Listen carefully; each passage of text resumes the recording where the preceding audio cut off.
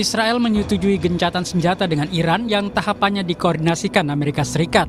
Meski demikian, situasi konflik masih rawan.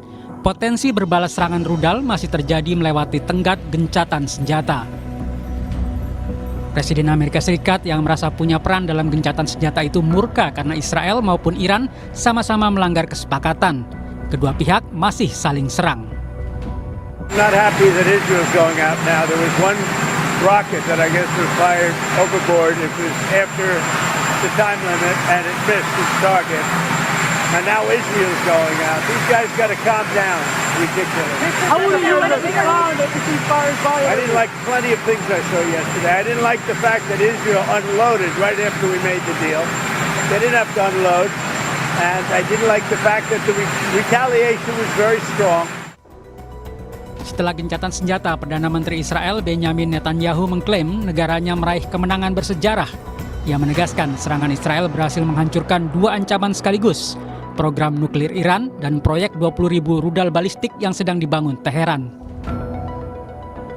ב-12 הימים של מבצע עם כלבי השגנו ניצחון היסטורי, והניצחון הזה יעמוד לדורות.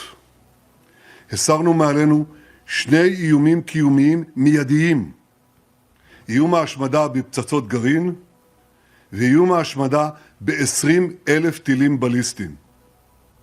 אם לא היינו פועלים עכשיו, מדינת ישראל הייתה עומדת בקרוב בפני סכנת השמדה. אבל זה לא קרה. כי ברגע המכריע קמנו כלוי, נעמדנו כארי, והשאגה שלנו הרעידה את טהרן והידדה בכל העולם. Sementara warga Iran menolak gencatan senjata. Mereka mengecam klaim sepihak Amerika Serikat yang menyatakan telah tercapai kesepakatan gencatan senjata antara Israel dengan Iran. آتش بس تحمیلی رو نمیپذیریم، صلح تحمیلی رو نمیپذیریم. این آتش بس باعث قوی تر شدن دشمن میشه. به هیچ وجه با آتش بس موافق نیستیم.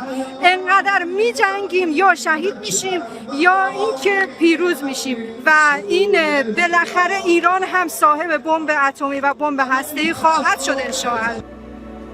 Dunia menanti kelanjutan dari kesepakatan gencatan senjata ini. Kedua negara harus menahan diri untuk tidak melakukan serangan lanjutan.